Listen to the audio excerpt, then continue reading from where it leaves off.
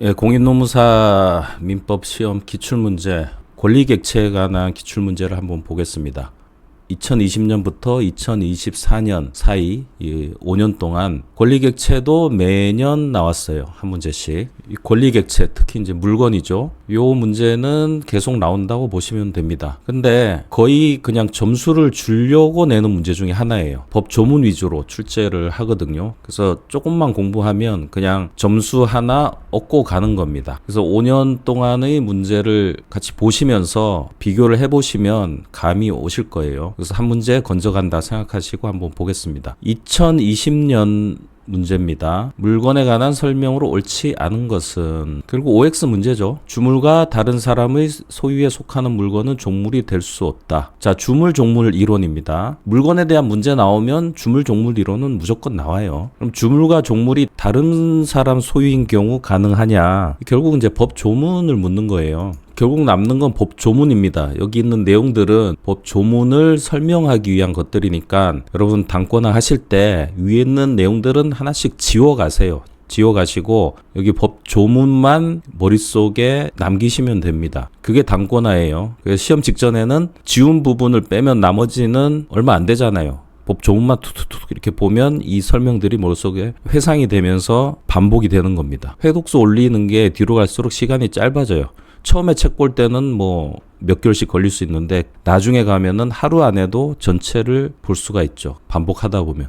결국 법 조문에 대한 이해를 남기는 과정인 겁니다. 그렇다고 이 법 조문만 따로 적어서 정리하시면 안 돼요. 보던 책 안에서 지우고 남겨야 됩니다. 이 법조문이 있는 위치, 그 다음에 비록 지웠더라도 연상이 되는 이 설명의 위치, 이게 다 머릿속에서 엮여서 여러분들의 인덱스가 되는 겁니다. 이 책의 내용을 찾아가는 위치 정보가 중요해요. 이 책을 바꾸면 처음부터 공부해야 됩니다. 책 바꾸지 마시고 이 자체에서 반복하면서 줄여나가세요. 제가 한번 본 책은 끝까지 실무에 나가서도 그 책을 보시기를 권해드립니다. 자, 주물 종물 이론 교재 56페이지에 있죠. 법조문 바로 볼게요. 여기 설명이 있는데 100조 물건의 소유자가 그 물건의 상용에 공하기 위하여 자기 소유인 다른 물건 돼 있죠. 예, 주물과 종물은 같은 사람 소유여야 되는 게 원칙입니다.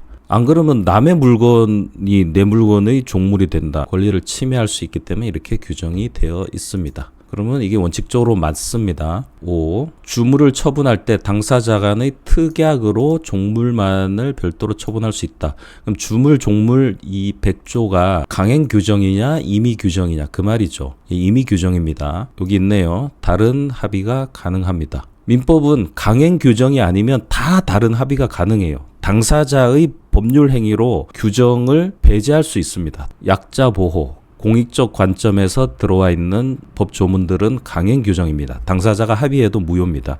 그런 게 아니면 대부분 민법 규정은 임의 규정입니다. 사적 자치가 가장 크게 반영된 게 이 민법입니다. 별도 특약으로 100조를 배제할 수 있다. 국립공원의 입장료는 법정 과실에 해당한다. 이거는 이제 원물 과실에 대한 얘기죠. 과실 열매는 뭡니까? 물건으로부터 생기는 경제적 수익을 말하고 두 개가 있죠. 천연과실과 법정과실. 천연과실은 물건의 용법에 따른 산출물입니다. 나무 열매, 젖소의 우유 이런 거. 법정과실은 뭡니까? 물건의 사용료입니다. 물건의 사용료, 물건의 사용대가로 받은 물건. 자, 그러면 국립공원 입장료는 물건의 사용대가냐? 그것만 보면 되죠. 자, 국립공원의 입장료가 물건의 사용대가입니까? 국립공원의 사용대가로 내는 게 입장료입니까? 이것만 아시면 되죠. 자, 입장료는 뭐예요? 여러분이 국립공원을 돈 주고 임대를 해서 거기서 행사를 한다. 그러면 법정과실이 될 수 있어요. 그런데 입장료는 뭐냐면 공원에 들어가는 권리에 대한 대가입니다. 물건의 사용료가 아니라 권리의 대가예요. 그래서 법정 과실이 될 수가 없어요. 이거 X. 그러면 여러분이 시험장에 있다 그러면 이 밑에는 볼 필요가 없습니다. 넘어가시면 돼요.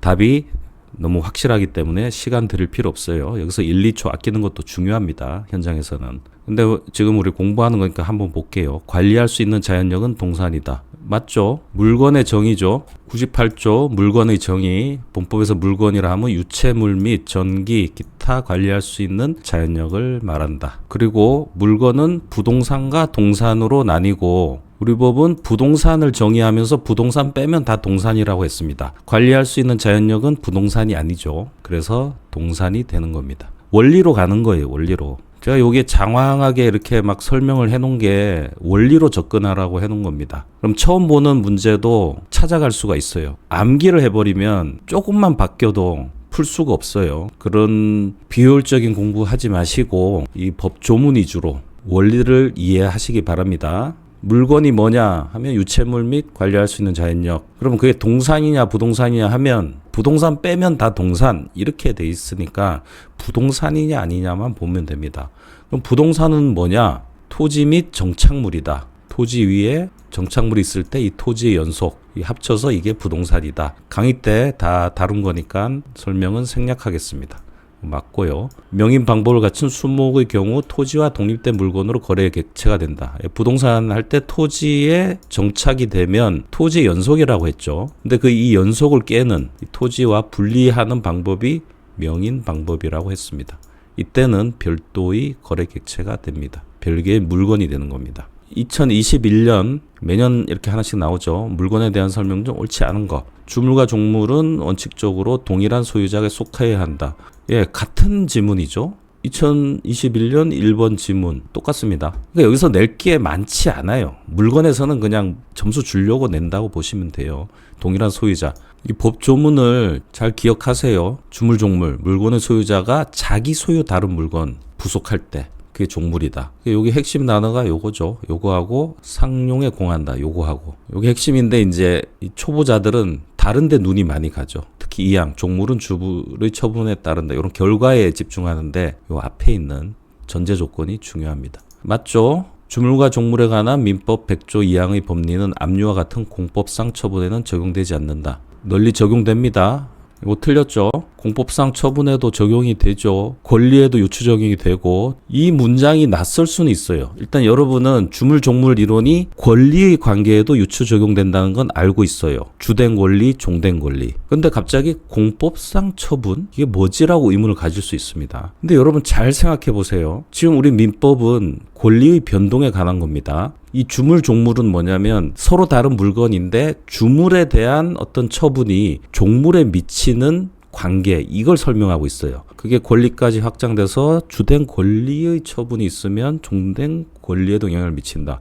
근데 이 주물 종물 이론이 문제가 되면 결국 뭘 합니까? 소송을 하죠. 그 소송은 뭘 하는 거예요? 이 법 규정에 대한 효력을 강제하는 거잖아요. 그러니까 말은 지금 거창한데 같은 얘기를 하는 겁니다. 압류 같은 공법상 처분에 적용이 안 될 것 같으면 이 주물 종물 이론은 그냥 허공에만 있는 거라는 거잖아요. 결국 소송을 하거나 강제 집행을 할 때 또 효과가 있으니까 이 법 조문이 의미가 있는 거죠. 분쟁이 일어나면 다 소송으로 가니까. 일단 처음 보는 낯선 거라도 당황하지 마시라는 거예요. 자, 시험장에서 요거 조금 애매하다. 그러면 살짝 넘어가 봅니다.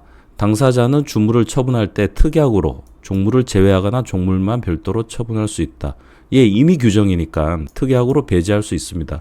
요것도 나왔던 거죠. 여기 2번. 요거하고 같은 거잖아요. 예, 요것도 맞습니다. 이건 강행 규정이 아니라 임의 규정이기 때문에 특약으로 배제할 수 있습니다. 노동의 대가인 임금은 법정과실이 아니다. 예, 이것도 맞죠. 물건의 사용 대가가 법정과실이죠.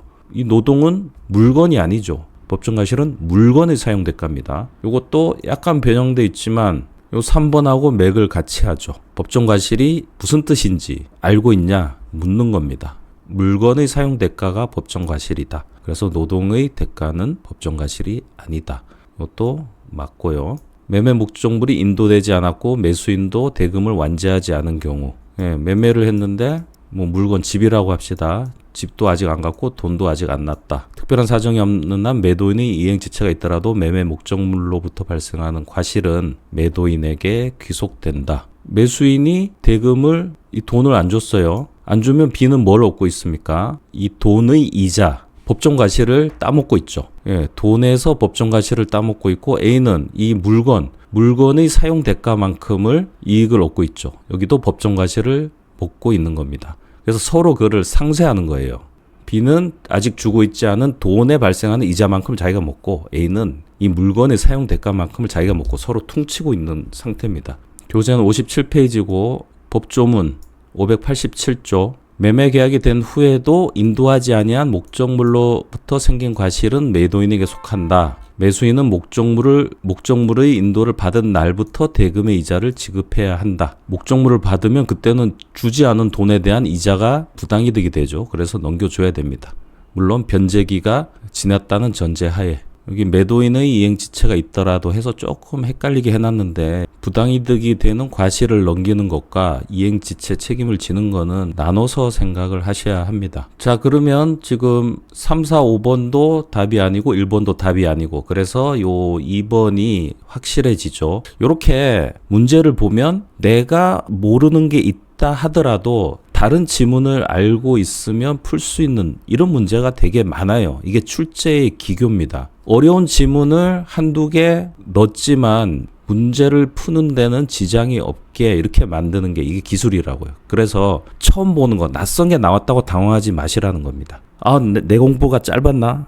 다른 학원에서 가르쳐줬는데 나만 못 배웠나? 이런 생각을 하실 필요가 없어요. 나머지 지문이 맞았는지 틀렸는지 알 수 있기 때문에 답을 고르는 데는 문제가 없습니다. 항상 낯선 게 나온다고 해도 당황하지 마시라.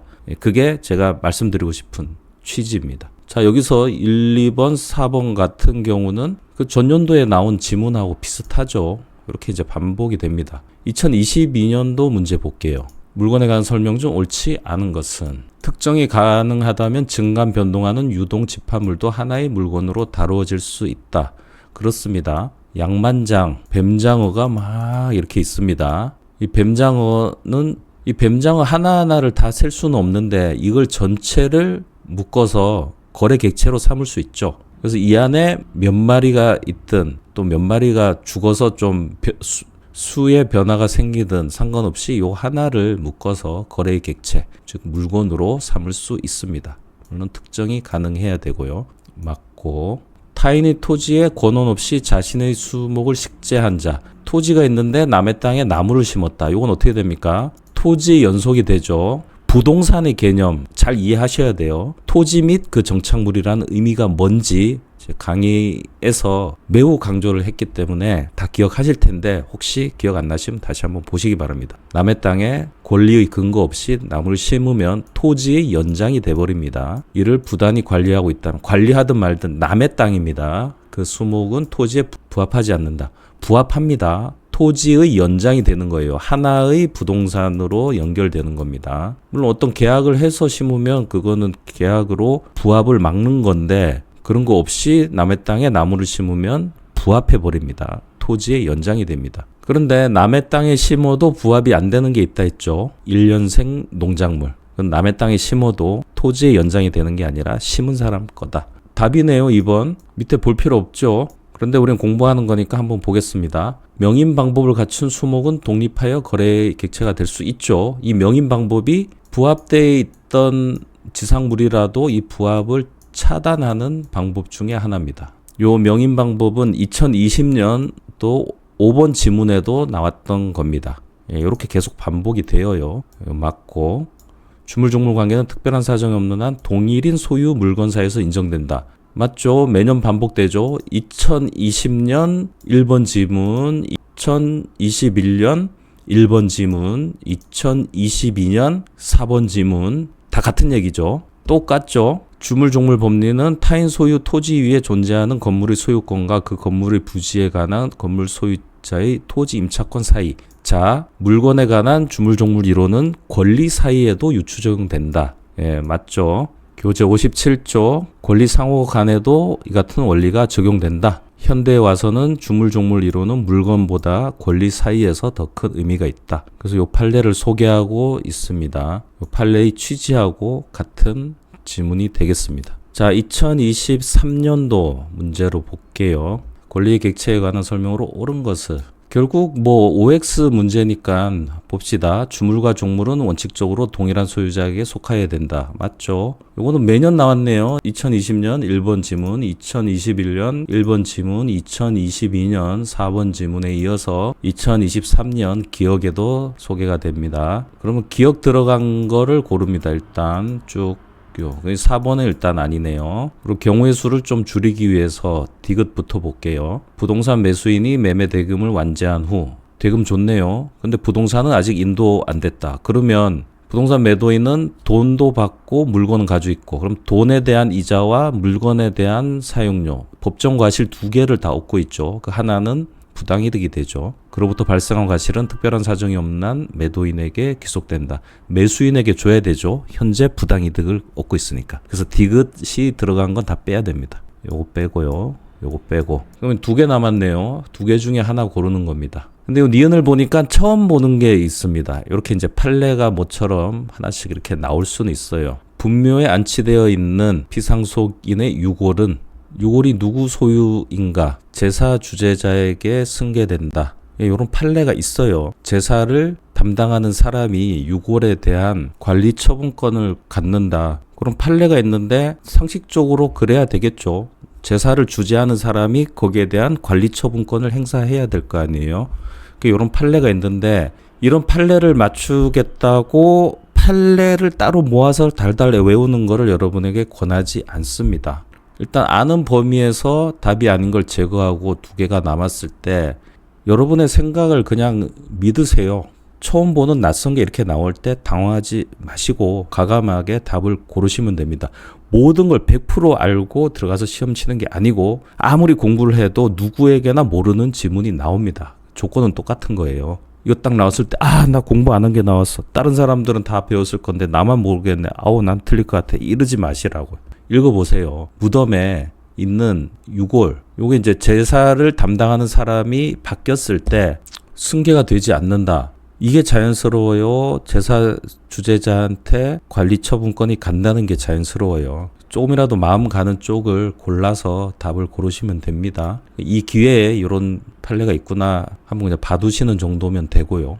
공부의 핵심은 기본 법리들을 제대로 이해하는 겁니다. 만약 여러분이 공부를 5년, 10년 해서 시간이 엄청 남는다. 그러면 기본 법리 위에 판례집을 사서 외우세요. 근데 그게 아니면 판례를 따로 공부하는 걸 버리세요. 그게 덜 위험한 방법입니다.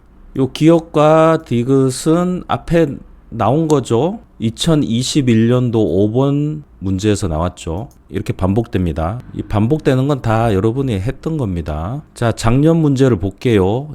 대놓고 주물 종문 이론만 묻고 있습니다. 옳은 것은 부동산은 종물이 될 수 없다. 틀렸죠? 이거 다 법 조문 문제예요. 이걸 틀렸다면 법 조문을 간과하고 엉뚱한 공부를 한 겁니다. 법 조문 볼게요. 주물 종물 이론. 100조. 지금 계속 보고 있죠. 물건의 소유자가 그 물건의 상용에 공하기 위하여 자기 소유의 다른 물건을 이에 부속하게 한대. 이 물건은 뭐로 바꿔서 보시면 돼요? 물건에 뭐가 있어요? 부동산과 동산이 있죠. 계속 반복되잖아요. 물건은 부동산과 부동산으로 이루어진다. 동산은 부동산 뺀 물건이다. 부동산은 토지와 그 정착물이다. 계속 반복되잖아요. 곱하기는 더하기를 여러 번 하는 거죠. 이 원리를 알면 곱하기를 배우지 않아도 답을 낼 수 있어요. 마찬가지입니다. 기본을 알면 문제가 어떤 모습을 하고 나와도 다 풀 수 있어요. 주물 종물의 요 물은 물건을 말합니다. 부동산, 동산을 합친 개념이죠. 일단 요거 틀렸고 옳은 걸 고르라고 하니까 답은 아니죠. 여기 옳은 거를 고르세요. 틀린 걸 고르세요. 이렇게 할 때 옳은 걸 고르라 했는데 이거 틀렸네. 이거 답. 이렇게 헷갈릴 수 있습니다. 그래서 동그라미를 쳐놓는 거예요. 틀린 걸 고르는 것보다 옳은 걸 고르는 게 조금 더 힘들어요. 틀린 거 4개를 배제해야 되니까. 종물은 주물의 구성 부분이 아닌 독립한 물건이어야 된다. 맞죠? 주물, 종물은 별개의 물건이기 때문에 하는 얘기예요. 이게 별개가 아니다? 이거 말할 필요가 없어요. 별개 물건이기 때문에 이 별개 물건이 처분에 영향을 받는 관계. 그러니까 이게 특이하잖아요. 독립한 물건을 전제로 합니다. 제가 강의할 때도 그랬죠. 물에 집중하라고, 물에. 이것도 물건, 이것도 물건. 서로 다른 물건. 다른 물건인데 하나의 물건에 다른 물건이 처분을 따른다. 와, 신기하다. 실제 계약할 때 주물, 종물 사이 물건에 대해서 계약서에 정확히 없어서 소송할 수도 있어요. 그때 이 주물, 종물 이론을 통해서 법률 행위 범위를 확정할 수가 있습니다. 단순한 문제는 아니에요. 답 나왔네요. 2번. 예. 현장에서는 이거 읽을 필요 없습니다. 그런데 공부하는 거니까 한번 볼게요. 종물을 주물의 처분에서 제외하는 당사자의 특약은 무효이다. 아니죠. 이건 임의 규정이기 때문에 당사자 특약으로 이 규정을 배제할 수 있어요. 요거 지금 계속 나왔죠. 2020년 문제 2번 지문, 2021년 문제 3번 지문 특약, 2024년 3번 지문 이렇게 계속 이어지죠. 이건 임의 규정입니다. 이 정도면 나중에 문제 나왔을 때 틀리면 할 말이 없어요. 주물의 효용과 직접 관계가 없는 물건도 주물의 소유자나 이용자의 상용에 공여되는 물건이면 종물이 된다. 자, 일단 법조문 보시면 그 물건의 상용에 공하기 위하여 사람의 상용에 공여된 큰일 날 소리죠. 법 조문에 있는 요건을 확장시켜서 물건이 아닌 사람의 상용에 공한다. 선을 넘은 거죠. 물건의 상용에 공해야 됩니다. 사람의 사용자에 공하는 게 아니에요. 물건과 물건 상호 간의 주물종물 법리는 권리와 권리 상호 간에 유추정되죠. 될 수 없다니까 틀린 거죠. 이거는 2022년 5번 지문과 같은 취지입니다. 권리 상호 간의 유추 적용. 자, 이렇게 5년치 기출문제 중 권리객체 물건에 관한 출제 문제를 풀어봤습니다. 매년 한 번씩 나오니까 올해도 나올 가능성이 높고 그 나오는 지문은 이렇게 반복되는 지문들이 있습니다. 이 범위를 크게 벗어나지 않고 점수를 주려고 내는 문제니까 꼭 챙겨가시기 바랍니다.